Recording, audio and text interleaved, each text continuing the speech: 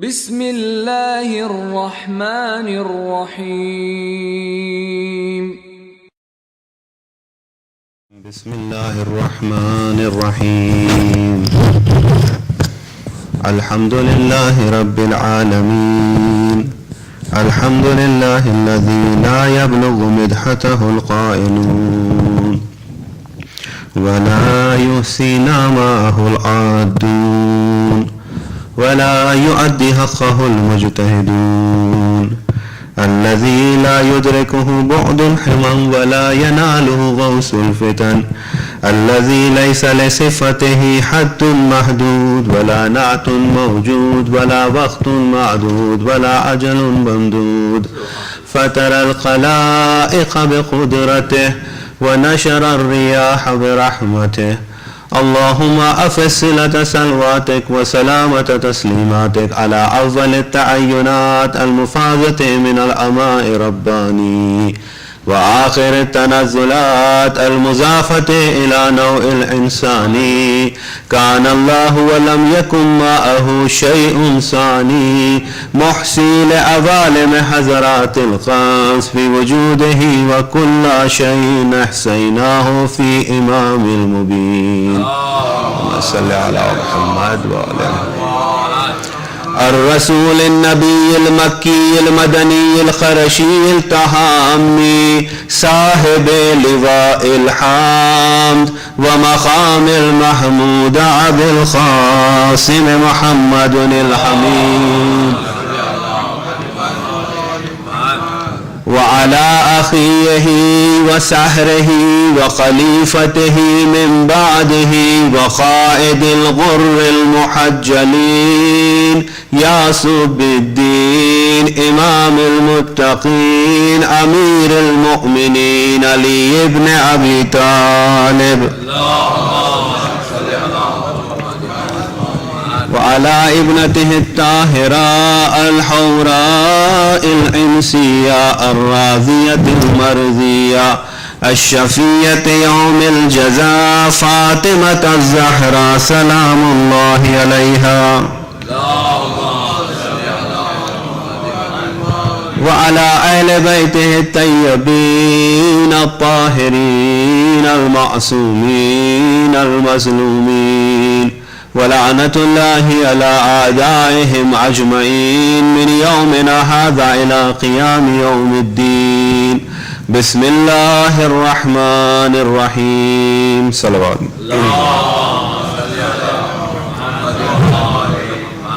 I begin in the name of Allah, the most beneficent and most merciful. We thank Allah subhanahu wa ta'ala for the blessed month that He has granted an opportunity to return to Him wearing the garment of taqwa, acquiring and attaining God-wariness in this month of Siyam, in this month of fasting, in this month of worship, in this month of sacrifice, in this month of dedicating our life for the sake of Islam. However, unfortunately, the Muslim world is engulfed in calamities and hardships that they are going through. Some of them have been self-inflictive. Some of them are self-inflicted by the same Muslims who fast in this month, not keeping the sanctity and respect of this holy month, and targeting and killing innocent Muslims who are in the state of fast. And we are seeing the trend more and more, and therefore we have to also reflect upon history to find out what are the consequences and why this is happening and what is the root cause behind it. Especially today, the martyrdom of our first Imam Amir al-Mu'mineen Ali ibn Abi Talib alayhi salatu wasalam.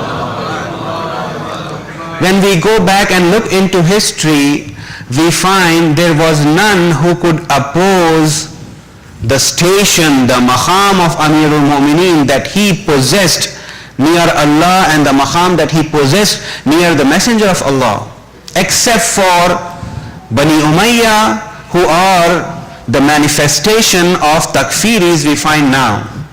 Everybody else you will find in the Muslim world honored and respected Ahlul Bayt. Now let me share with you a share of Imam Shafi'i, who is one of the Imams of Ahl Sunnah wal Jama'ah. And one of the poem is very, very popular. You might have heard, Aliyun hubbuhu junna khasime nare wal janna wasiye Mustafa haqqa imame inse wal jinna salawat ala Muhammad. This is Imam Shafi'i saying, whose love is the shield and a protection from the fire of hell. And he's describing that Amirul Mu'mineen is Khasime Jannah wa Nar, the one who is going to distribute Jannah and Nar. And then he is the true and the righteous wasi of Rasulullah, and he is the Imam of humans as well as Ajinna. Please have a salawat.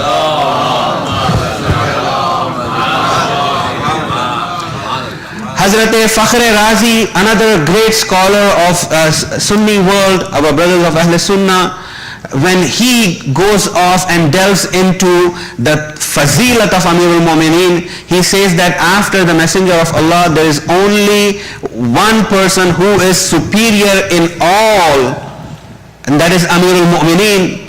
And he brings the proof from Holy Quran.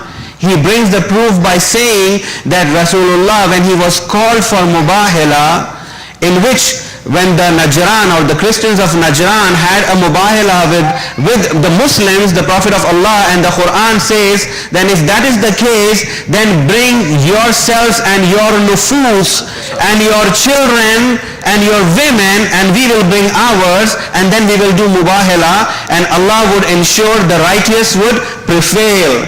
And on the level of Anfusana wa Anfusakum, Rasulullah, when Allah said to take his own nafs, his own self, had taken Amirul Mu'mineen Ali ibn Abi Talib. So he was made Nafs-e Rasul on Mubahila, and nobody had attained that maqam, or nobody was called Nafs-e Rasul in the life of the Holy Prophet, neither by Rasulullah nor by Quran. And therefore, Amirul Mu'mineen Ali ibn Abi Talib is the most prestigious and superior among all the ashab of Rasulullah sallallahu alayhi wa sallam.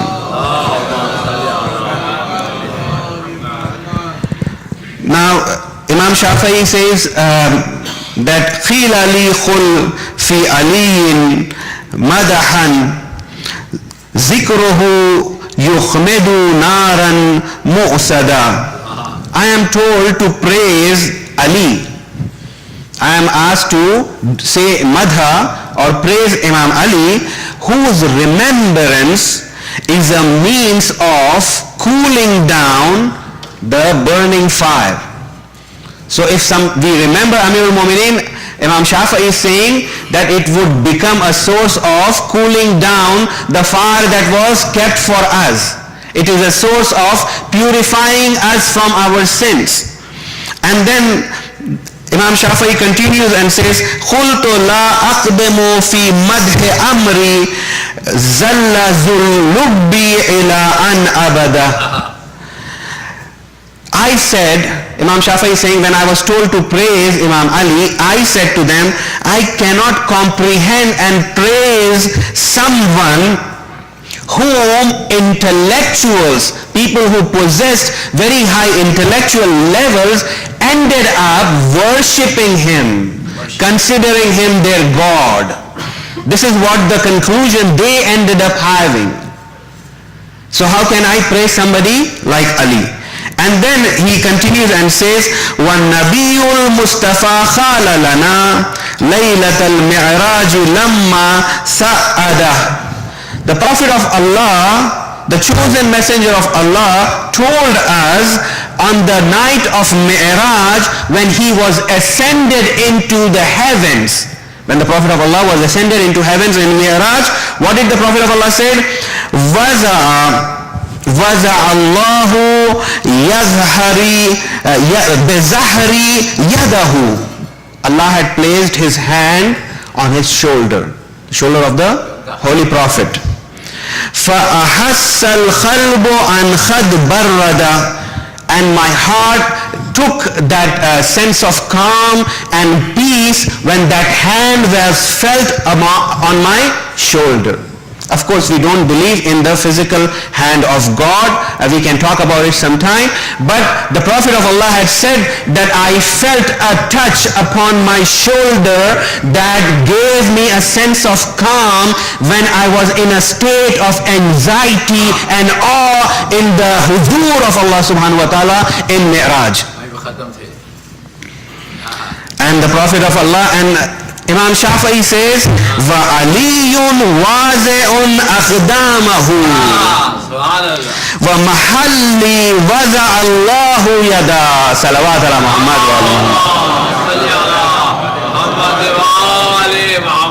Ali is someone who had placed his legs where Allah had placed his arms, because on the day of when Rasulullah on the victory of Mecca took Amirul Mu'mineen on his shoulders to break down the idols of hypocrisy and idols of nifaq that were placed in Kaaba. Imam Shafi'i is saying that Ali is someone, how can I praise somebody like Ali who had placed his feet in a place where Allah had placed his hand. Salawat ala Muhammad wa ala Muhammad. So this is, my dear brothers and sisters, this is the Imam of Ahl Sunnah praising Amirul Mu'mineen. So we know that it is not Ahl Sunnah who have animosity with Amirul Mu'mineen. It is Bani Umayyah and their companions and their confederates who are. Now, in the assassination of Amirul Mu'mineen, we find that Khawarij were involved. And Abdul Rahman ibn Muljim was a Khariji.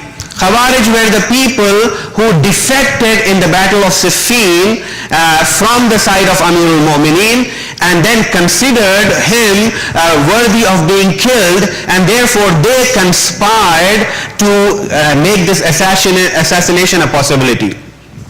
Abdul Rahman ibn Muljim, with the same plan, comes into Kufa, and there he meets a woman called Khutama who was a Kharijiyya, and he proposes her in marriage, and she, amongst her mahr, one of the things she demanded was the assassination of Amirul Mu'mineen. But along with that, Khutama says, I would ensure that you have help and I will give you some help in Kufa. And she assigns 4 people, and one of them is Ashas ibn Khais, who was assigned. Yesterday I was mentioning Ashas ibn Khais comes in and wakes up Abdul Rahman ibn Muljim and reminds him.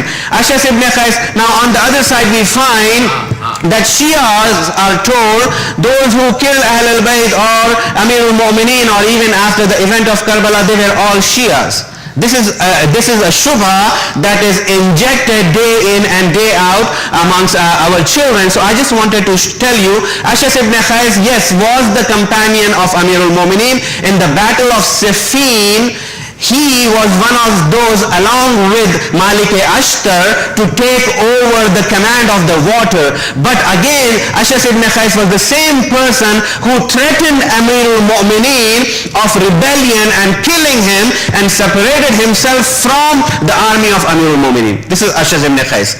And our ulama say his daughter was instrumental in the martyrdom of Imam Hassan, Jawda bint Ashas. Then Muhammad ibn Ashas was in Karbala with an army of 3,000. So the whole family is engaged, and the connection goes all the way from Khawarij into connecting the Bani Umayyah. It goes all the way into the Bani Umayyah amongst the loyals of Bani Umayyah. And therefore the plan, although it was a proxy plan. We all are aware how proxy wars are conducted now. In these days, that was the proxy plan that Bani Umayyah played and successfully played in the assassination of Amirul Mu'mineen. So we have to know, because if that is the case, then I would say the people who came in Jamal, Talha and Zubair, were also Shia, because they were the first one who did the bay'ah of Amirul Mu'mineen. They were the first one who did the bay'ah of Amir al-Mu'mineen, but when things did not go in their direction, they thought Amir al-Mu'mineen is going to give special favors as the Khalifa before him had done special favors to his friends and family. And then when that did not happen, they became disillusioned and went away from Amir al-Mu'mineen, and they came into the army of Jamal, and the result of that battle was the blood of 30,000 Muslims. We find that over there. So if you call Shia everyone, then nobody could go past Amir al-Mu'mineen and be a Muslim. So at one point or the other, he was the Shia of Amir al-Mu'mineen, as the Rasulullah had said, Ana Madinatul Ilm wa Aliyun Babuha. If you want to reach Rasulullah, you have to go through Amir al-Mu'mineen, Ali ibn Abi Talib.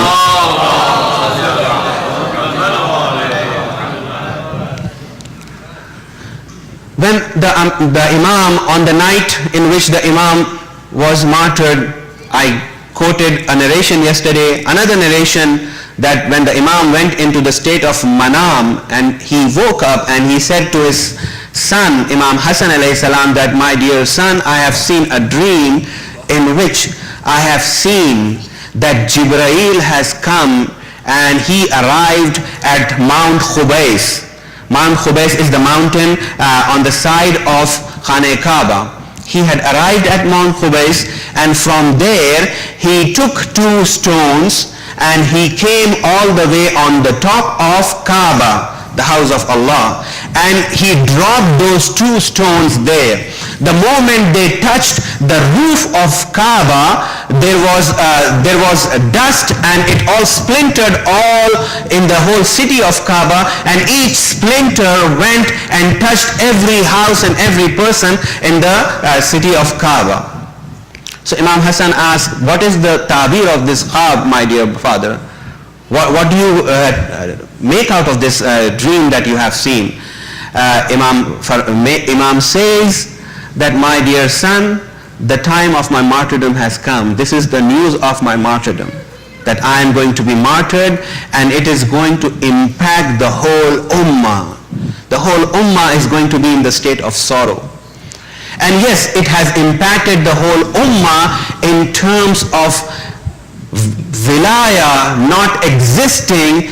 Islam is like a body without ruh, body without soul. If the wilaya of Ahlul Bayt is taken away from Islam, there is nothing left. Then the Islam you will see is the Islam of Bani Umayyah, you will see Islam of Bani Abbas, in which there is only, it is filled with tyranny.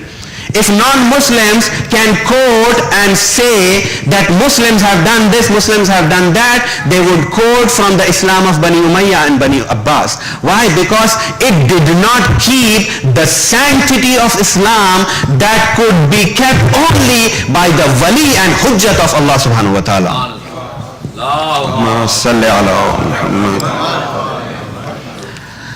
امام نے پیشن گوئی کی تھی، اور جیسا کہ امام نے پیشن گوئی کی تھی ویسے ہی ہوا.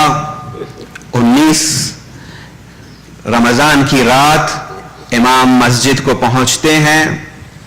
ملعون عبد الرحمن ابن ملجم سویا ہوا ہوتا ہے، اسے جگاتے ہیں اور اسے نصیحت کرتے ہیں اس کے سونے پر، جس طریقے سے وہ سویا ہوا تھا، اور اس کو یادآوری بھی کرتے ہیں جس گناہ کا وہ ارتکاب کرنے والا ہے کہ آخری وقت بھی وہ شاید ہوشیار ہو جائے اور اپنے فعل سے اجتناب کر لے.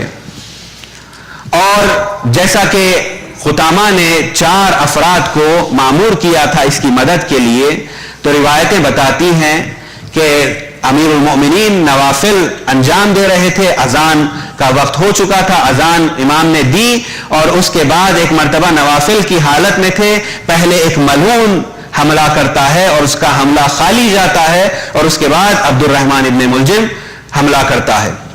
جس حملے کی بنا پر امیر المومنین کو ضربت لگتی ہے اور امام فرماتے ہیں فزت ورب الکعبہ، کعبے کے رب کی قسم میں کامیاب ہو گیا، کیونکہ علی تو منتظر تھے کہ شکم خالی میں اس کی بارگاہ میں پلٹیں، اللہ کی لقاء کے لیے جائیں، اور یہاں پر جیسے ہی یہ آواز بلند ہوتی ہے اصحاب آ جاتے ہیں، اور یہاں تک کہ عبد الرحمن ابن ملجم کو پکڑا جاتا ہے اور امام کو گھر پر لایا جاتا ہے، اور جب امام گھر پر آتے ہیں اصحاب نہیں چاہتے کہ امام کو چھوڑ کر جائیں، یہاں تک کہ بہت اصرار کے بعد تمام اصحاب چلے جاتے ہیں، اسبق رک جاتے ہیں، اسبق ابن نباتہ رک جاتے ہیں اور کہتے ہیں، امام حسن سے کہتے ہیں جب تک میں مولا کی زیارت نہ کر لوں میں جا نہیں سکتا، میں یہیں پر اپنی جان دے دوں گا لیکن پلٹوں گا نہیں، مولا کی زیارت کی مجھے اجازت دیجئے۔ ایک مرتبہ مولا فرماتے ہیں امام حسن سے کہ وہ اسے اجازت دیں، وہ آئیں۔ ایک مرتبہ جب وہ آتے ہیں اسبق آتے ہیں اور بے اختیار گریہ کرتے ہیں، بے اختیار امام کے لیے روتے ہیں اور امام تسلی دے رہے ہیں۔ اسبق کہتے ہیں میں نے جب دیکھا تو چہرہ اتنا درد تھا کہ میں پہچان نہیں سکتا تھا، لیکن اس میں بھی خیال ہمارے مولا کو اپنے چاہنے والوں کا ہے، اپنے زخم کا خیال نہیں ہے۔ اسبق رو رہا ہے اور اسے تسلی دے رہے ہیں۔ اسبق تم کیا نہیں جانتے میں اپنے مولا، اپنے آقا، میرے حبیب، میرے رسول کی بارگاہ میں جا رہا ہوں، ان سے ملاقات کرنے جا رہا ہوں، تم کیوں رو رہے ہو اسبق؟ اسبق کہتے ہیں مولا میں جانتا ہوں کہ آپ جنت کو سدھار رہے ہیں، لیکن میں اس فراق کی بنا پر رو رہا ہوں، اس قلعے کی بنا پر رو رہا ہوں کہ جو ہو جائے گا آپ کی وفات کے بعد آپ ہمارے بیچ نہیں ہوں گے مولا، وہ وقت بھی آتا ہے۔ اسبق چلے جاتے ہیں، علی کو غش پر غش آیا جا رہا ہے، غش کے بعد غش، علی وصیتیں کرتے چلے جاتے ہیں، وصیتیں تمام ہوتی ہیں۔ آپ سے میں نے کل کہا کس طریقے سے عباس کو بلا کر عباس کے ہاتھ میں حسین کا ہاتھ علی نے دیا، یہاں تک کہ وہ وقت بھی آتا ہے کہ علی کی روح پرواز کر جاتی ہے، علی اس دنیا سے گزر جاتے ہیں، اور حسنین شب کی تاریکی ہی میں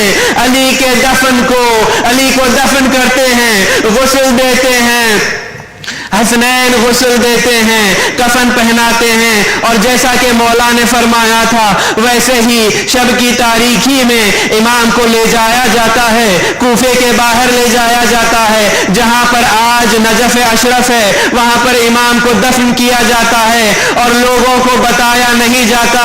امام کا تابوت کچھ خاص افراد کے ساتھ اٹھایا جاتا ہے، ابھی اس کی مجلس کے بعد بھی یہاں پر عزیز و تابوت اٹھنے والا ہے، امام کا تابوت کچھ خاص افراد کے ساتھ اٹھایا جاتا ہے، اور اس کے بعد جب واپس آتے ہیں دن نمودار ہوتا ہے، لوگ سوال کرتے ہیں، حسنین فرماتے ہیں امیر المومنین شہید ہو گئے، ان کو دفن کر دیا گیا، اسی لیے کچھ لوگوں نے سمجھا کہ شاید مسجد کوفہ میں امیر المومنین کی مزار ہے، لیکن ائمہ طاہرین نے ہمیشہ بتایا ہے کہ امیر المومنین کی قبر وہاں پر نجف اشرف ہی میں ہے۔ تو کہنے والے کہتے کہ انتظار نہیں کیا جا سکتا تھا کہ ہم بھی آتے، ہم بھی جنازے میں شریک ہوتے؟ تو مولا نے فرمایا تھا، اپنے قاتل کے لیے بھی فرمایا تھا کہ حسنین اس نے وار ایک مجھ پر کیا ہے، تم پر حق ہے کہ تم اس پر ایک وار کرو، خبردار اس کو مارنے کے بعد اسے مسلح نہ کرنا، اس کے ناک اور دوسرے جسم کے اعضاء کو نہیں کاٹنا۔ جاہلیت کے زمانے میں عرب یہ رواج کرتے تھے، اور اس رواج کا نمونہ حضرت حمزہ بنے تھے، جب ہندا جو معاویہ کی ماں تھی اس نے جگر خارا، اس نے حمزہ کو مسلح کیا تھا اور حمزہ کا جگر چاک کر کے اور حمزہ کے جگر کو چبایا تھا، تو امام نے فرمایا تھا خبردار میرے قاتل کے ساتھ یہ عمل کرنا نہیں چاہیے۔ اب یہاں پر ڈر اس بات کا تھا کہ اگر علی کی خبر کو اگر دشمنوں کو معلوم ہو جاتی تو علی کی بھی میت کو وہی کرنے کی کوشش کی جاتی، اسی لیے چھپایا گیا تھا۔ اگر گلہ کرنے والے چاہتے تھے کہ علی کے تابوت میں شریک ہوں تو حسن کے تابوت میں شریک ہوئے تھے یہ، لیکن حسن کے تابوت کے ساتھ کیا کیا؟ تیریں برسایا، حسن کے تابوت پر اشقیاء تیر برسا رہے تھے، مسجد نبوی میں حسن کو دفن کرنے نہیں دیا۔ عزیزو یہاں پر صرف حسن کے جنازے پر تیر برس رہے تھے، لیکن کربلا میں یہ نوبت بھی نہیں آئی کہ حسین کو دفن بھی کرنے نہیں دیا۔ حسین کے جنازے کو 11ویں محرم کو پامال کیا گیا۔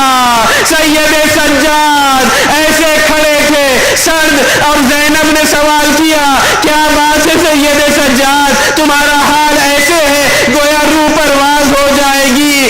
سید سجاد نے فرمایا پھوپھی اماں، جس کا جوان بیٹا زندہ ہو اس کے پدر کا جنازہ اس کی آنکھوں کے سامنے پامال کیا جا رہا ہے، اور اس بے گور کفن اس کے فرزند کو اس کے جنازے کو ترک کرنا پڑ رہا ہے۔ سَيَعْلَمُ الَّذِينَ ظَلَمُوا أَيَّ مُنْقَلَبٍ يَنْقَلِبُونَ إِنَّا لِلَّهِ وَإِنَّا إِلَيْهِ راجعون۔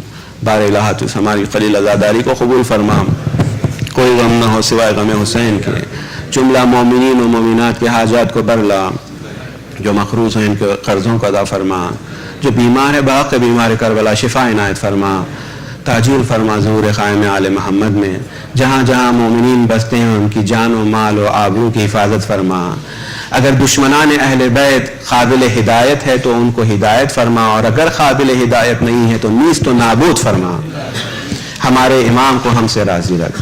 ایک سورہ فاتحہ تمام مرحومین کی ارواح کے لیے، خصوصاً آج کے اسپانسرز کی مرحوم۔ بسم اللہ الرحمن